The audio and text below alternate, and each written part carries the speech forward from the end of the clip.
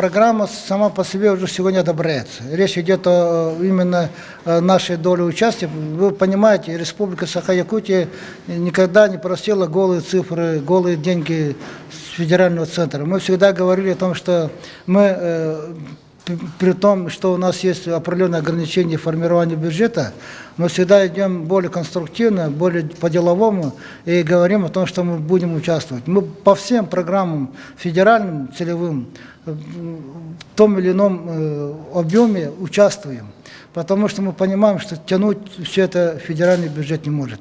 Поэтому совместное участие на любых соотношениях – это очень важно. Поэтому сегодня республика все-таки принимает решение.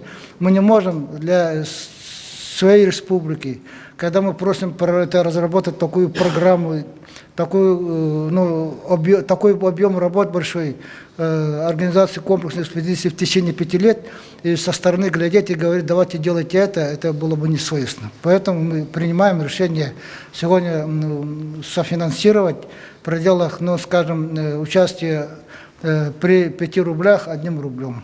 Это, я считаю, для нас доступный объем.